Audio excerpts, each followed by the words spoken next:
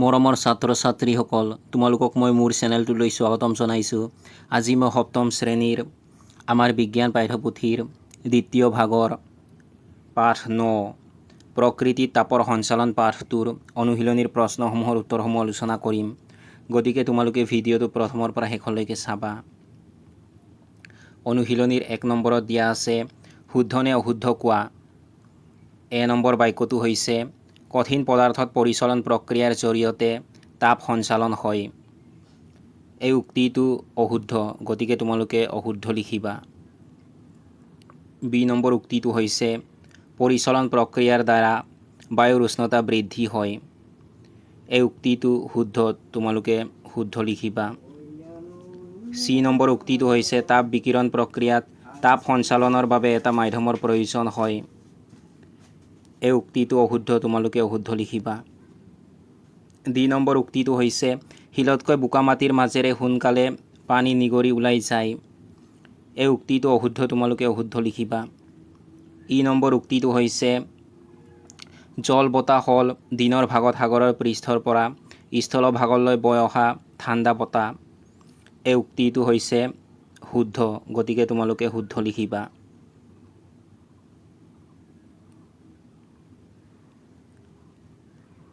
2 নম্বৰত দিয়া আছে শুদ্ধ উত্তৰৰ গোলটো সম্পূৰ্ণকৈ পূৰ কৰা।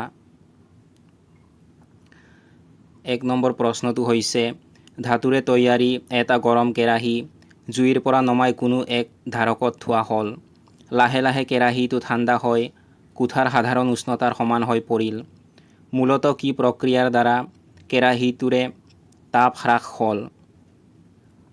ইয়াৰ শুদ্ধ উত্তৰ হৈছে অপশ্যন নম্বৰ চি, বিকিৰণ প্ৰক্ৰিয়াৰ জৰিয়তে। গতিকে তোমালোকে অপশ্যন চি থকা গোল চিনটো পূৰ কৰি দিবা।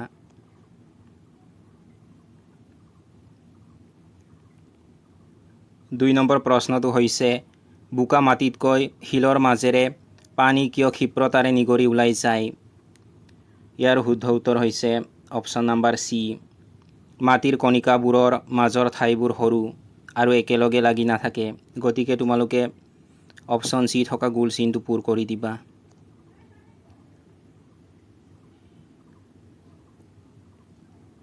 3 নম্বৰ প্ৰশ্নটো হৈছে কোন কোন প্ৰক্ৰিয়াৰ জৰিয়তে মূলতঃ কঠিন ধাতুৰ দণ্ড আৰু পানীৰ মাজেৰে তাপ সঞ্চালন হয়? ইয়াৰ শুদ্ধ উত্তৰ হৈছে অপশ্যন নম্বৰ বি, পৰিবহণ আৰু পৰিচলন। গতিকে তোমালোকে অপশ্যন বি থকা গোল চিনটো পূৰ কৰি দিবা।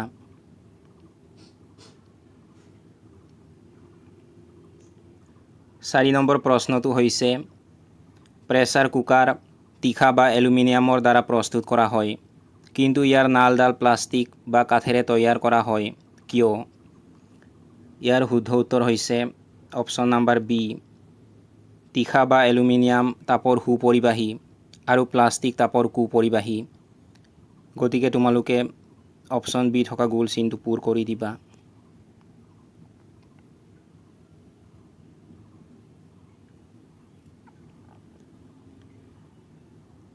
3 নম্বৰত দিয়া আছে তলৰ বাক্য দুটা ভালদৰে পঢ়া।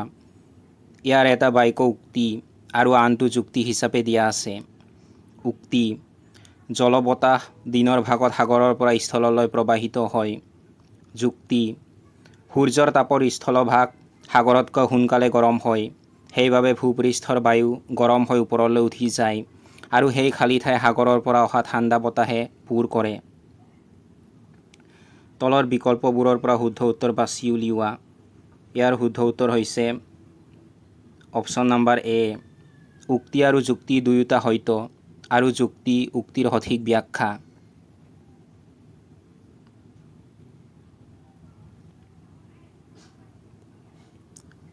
4 নম্বৰত দিয়া আছে খালী ঠাই পূৰ কৰা। এ নম্বৰত দিয়া আছে কণিকাৰ স্থান পৰিৱৰ্তন নোহোৱাকৈ বস্তুৰ গৰম অংশৰ পৰা ঠাণ্ডা অংশলৈ তাপ সঞ্চালন প্ৰক্ৰিয়াক ডেছ বোলে। তোমালোকে খালী ঠাইত লিখিবা পৰিবহণ। বি নম্বৰত দিয়া আছে যিবোৰ সামগ্ৰীৰ মাজেৰে তাপ সহজে পাৰ হৈ যাব নোৱাৰে সেইবোৰক তাপৰ ডেছ বোলা হয়। তোমালোকে খালী ঠাইত লিখিবা কুপৰিবাহী বা অপৰিবাহী। চি নম্বৰত দিয়া আছে জুলীয়া আৰু গেছীয় পদাৰ্থত তাপ মূলতঃ ডেছ প্ৰক্ৰিয়াৰে সঞ্চালন হয়। তোমালোকে খালী ঠাইত লিখিবা পৰিচলন।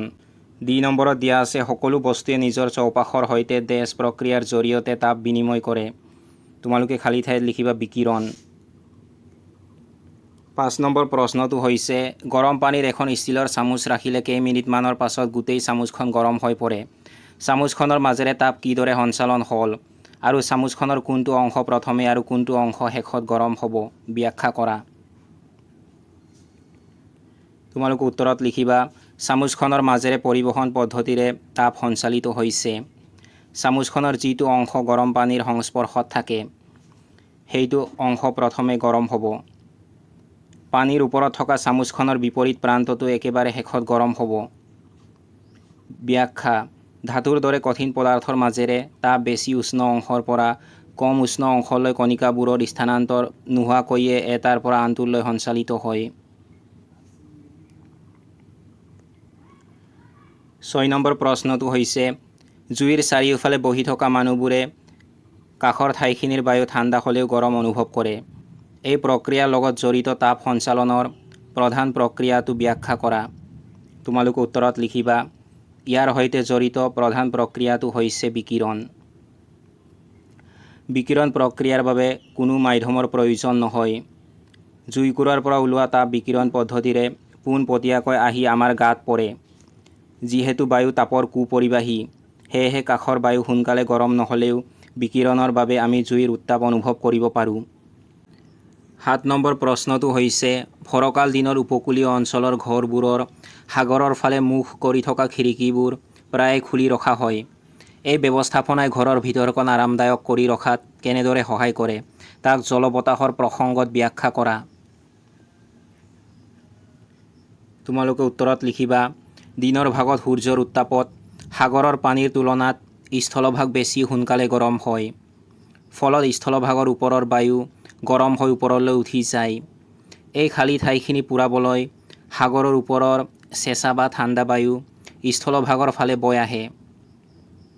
ইয়াকে জলবতাহ বোলে। উপকূলীয় অঞ্চলৰ ঘৰবোৰৰ সাগৰৰ ফালৰ খিৰিকীবোৰ খুলি ৰাখিলে এই আৰামদায়ক চেঁচা জলবতাহজাক সহজে ঘৰৰ ভিতৰলৈ সোমাই আহিব পাৰে আৰু ঘৰৰ ভিতৰখন শীতল তথা আৰামদায়ক কৰি ৰাখে।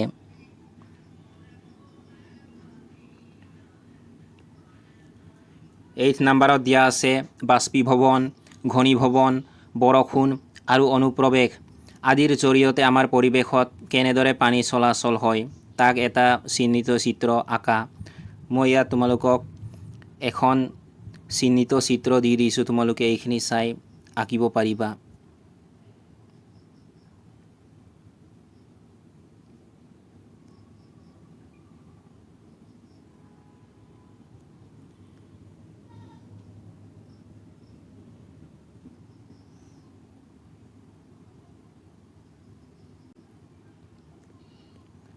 ন নম্বৰ প্ৰশ্নটো হৈছে গাঁও, চহৰ আৰু ঔদ্যোগিক অঞ্চলবোৰৰ ভূগৰ্ভস্থ পানীৰ অভাৱ হোৱাৰ প্ৰধান কাৰণসমূহৰ এটি তালিকা প্ৰস্তুত কৰা। তোমালোকে উত্তৰত লিখিবা ভূগৰ্ভৰ পানী হ্ৰাস হোৱাৰ প্ৰধান কাৰণসমূহ হ'ল জনসংখ্যা বৃদ্ধি। জনসংখ্যা বৃদ্ধিৰ বাবে ঘৰ দুৱাৰ, দোকান আদি সাজিবলৈ গছ-গছনি কটা হৈছে আৰু পকী এলেকা বৃদ্ধি পাইছে, যাৰ ফলত বৰষুণৰ পানী মাটিয়ে শুহি ল'ব পৰা ক্ষমতা কমি গৈছে। কৃষিকাৰ্যৰ সম্প্ৰসাৰণ। খেতিপথাৰত জলসিঞ্চনৰ বাবে অত্যধিক পৰিমাণে ভূগৰ্ভৰ পানী পাম্পৰ জৰিয়তে তুলি ব্যৱহাৰ কৰা হয়। ঔদ্যোগিক কাৰ্যকলাপ। কল কাৰখানাসমূহত বিভিন্ন উৎপাদন প্ৰক্ৰিয়াৰ বাবে প্ৰতিদিনে বিপুল পৰিমাণৰ ভূগৰ্ভৰ পানী উলিওৱা হয়। অপচয় আৰু কুব্যৱস্থাপনা।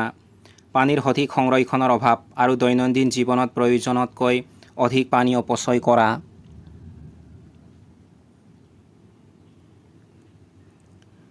দহ নম্বৰ প্ৰশ্নটো হৈছে এটা চীনা মাটি আৰু এটা ষ্টীলৰ কাপত সম পৰিমাণৰ গৰম চাহ লোৱা হ'ল। কোনটো কাপত চাহ দেৰিলৈকে গৰম হৈ থাকিব বুলি ভাবা? কাৰণ ব্যাখ্যা কৰা। তোমালোকে উত্তৰত লিখিবা চীনা মাটিৰ কাপটোত চাহ দেৰিলৈকে গৰম হৈ থাকিব কাৰণ চীনা মাটি তাপৰ কুপৰিবাহী। ই চাহৰ তাপখিনি সহজে বায়ুমণ্ডললৈ ওলাই যাবলৈ নিদিয়ে। ষ্টিল তাপৰ সুপৰিবাহী। ই এবিধ ধাতু হোৱাৰ বাবে চাহৰ তাপ অতি সোনকালে চাৰিওফালে এৰি দিয়ে।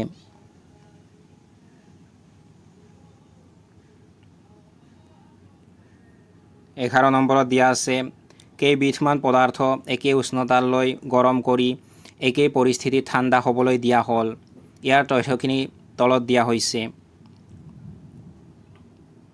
তোমালোকে এই তালিকাখন ভালকৈ চাই ল'বা। তাৰপাছত তোমালোকক দিয়া আছে তলত দিয়াবোৰৰ যথাযথ উত্তৰ দিয়া। নম্বৰ প্ৰশ্নটো হৈছে কোনবিধ পদাৰ্থ আটাইতকৈ সোনকালে ঠাণ্ডা হৈছে? তোমালোকে উত্তৰত লিখিবা পদাৰ্থ চি আটাইতকৈ সোনকালে ঠাণ্ডা হৈছে। নম্বৰ প্ৰশ্নটো হৈছে কোনবিধ পদাৰ্থ দীৰ্ঘ সময়লৈকে গৰম হৈ আছে? তোমালোকে উত্তৰত লিখিবা পদাৰ্থ এ দীৰ্ঘ সময়লৈকে গৰম হৈ আছে।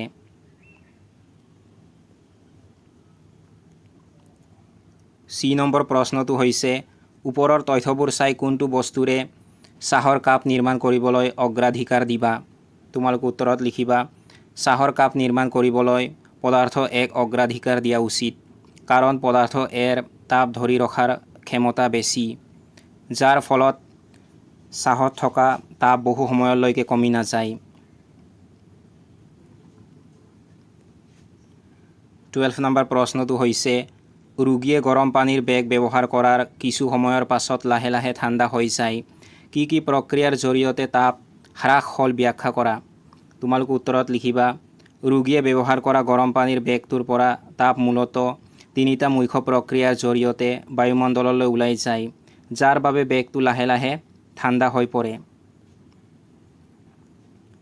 পৰিবহণ পানীৰ তাপ বেগৰ ৰবৰ বা প্লাষ্টিকৰ বেৰখনৰ মাজেৰে বাহিৰলৈ আহে। পৰিচলন বেগৰ সংস্পৰ্শত অহা আশে পাশে থকা বায়ু গৰম হৈ ওপৰলৈ উঠি যায়। ইয়াৰ ঠাইত পুনৰ ঠাণ্ডা বায়ু আহে। বিকিৰণ বেগটোৰ পৰা তাপ বিদ্যুৎ চুম্বকীয় তৰংগ হিচাপে চাৰিওফালে বিকিৰিত হয়।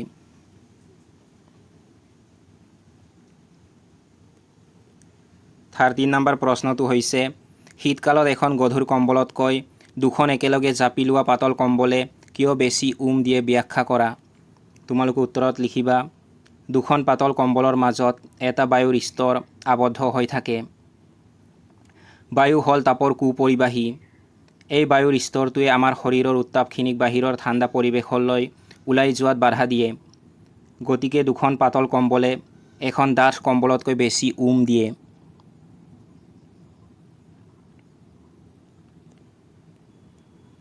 নম্বৰ প্ৰশ্নটো হৈছে গ্ৰীষ্মপ্ৰধান অঞ্চলত ঘৰৰ বাহিৰৰ দেৱালবোৰত কিয় বগা ৰং লগাবলৈ পৰামৰ্শ দিয়া হয়? যুক্তি সহকাৰে ব্যাখ্যা কৰা। তোমালোকে উত্তৰত লিখিবা বগা বা পাতল ৰঙে ইয়াৰ ওপৰত পৰা সূৰ্যৰ পোহৰ আৰু তাপ আটাইতকৈ বেছি প্ৰতিফলিত কৰে। ই খুব কম পৰিমাণে তাপ শোষণ কৰে, ফলত ঘৰৰ ভিতৰলৈ বাহিৰৰ উত্তাপ সহজে সোমাব নোৱাৰে আৰু ঘৰটো ঠাণ্ডা হৈ থাকে। সেইবাবেই গ্ৰীষ্মপ্ৰধান অঞ্চলত ঘৰৰ বাহিৰৰ দেৱালবোৰত বগা ৰং লগাবলৈ পৰামৰ্শ দিয়া হয়।